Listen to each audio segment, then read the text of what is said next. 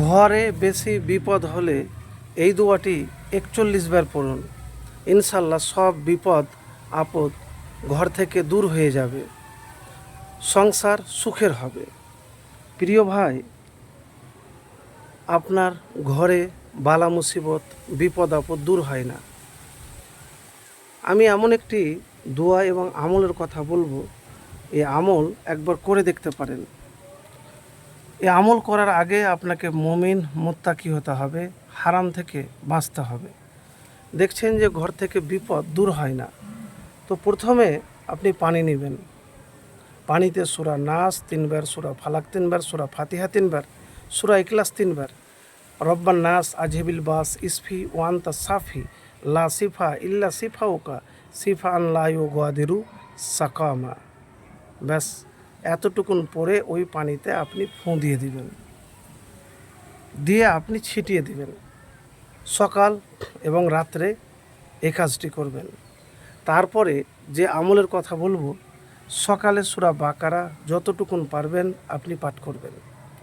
রাতে যখন ঘুমাতে যাবেন তার আগে আপনি সূরা বাকারার শেষ 2 আয়াত পাঠ করবেন, শেষ 2 আয়াত পাঠ করবেন।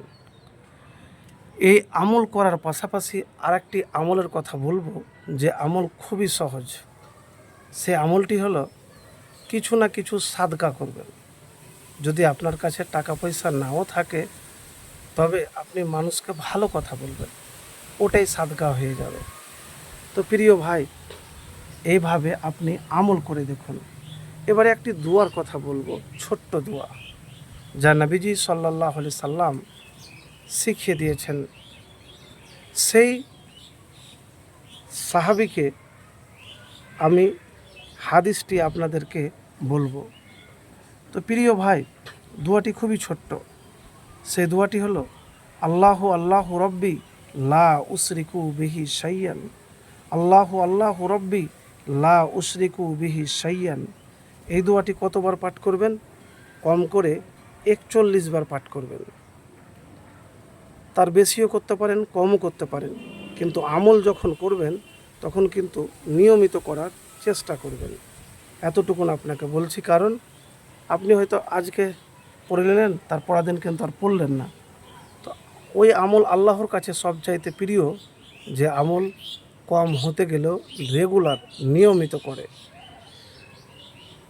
আসমা বিনতু উমাইস রাদিয়াল্লাহু তাআলা থেকে বর্ণিত, তিনি বলেন, একদা রাসূলুল্লাহ সাল্লাল্লাহু আলাইহি সাল্লাম আমাকে বলেন, আমি কি তোমাকে এমন কয়েকটি বাক্য শিক্ষা দিব না, যা তুমি বিপদের সময় পাঠ করবে?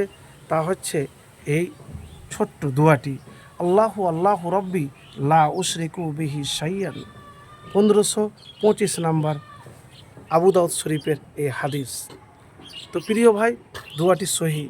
আল্লাহু আল্লাহু রব্বি লা উশরিকু বিহি শাইয়ান অর্থ হলো আল্লাহ আল্লাহ আমার রব, তার সাথে কাউকে শরিক করি না। তো এই দোয়াটি কতবার? ৪১ বার। তার আগে অবশ্যই দুরূদ পাঠ করবেন, আর বিপদের সময়তে ভেঙে পড়বেন না। অনেকে কী করে, ভেঙে পড়ে যায়। তা আমি এতটুকুন বলবো, প্রিয় ভাই, জীবনে বিপদ আসে, আপনি এটা বলবেন না, না শুকরিয়া করবেন না যে অমুক অমুক কাজ করেছি তার জন্য আমার এই বিপদ। আপনি হাসি মুখে আন্তরিকতার সাথে আল্লাহর উপরে, ফায়সালার উপরে সন্তুষ্ট থাকবেন, যে আল্লাহ যখন দুঃখ দিয়েছে, কষ্ট দিয়েছে, বিপদ দিয়েছে, তিনি আবার দূর করে দিবেন। ধৈর্য ধারণ করে আপনি এই দোয়াটি পাঠ করবেন।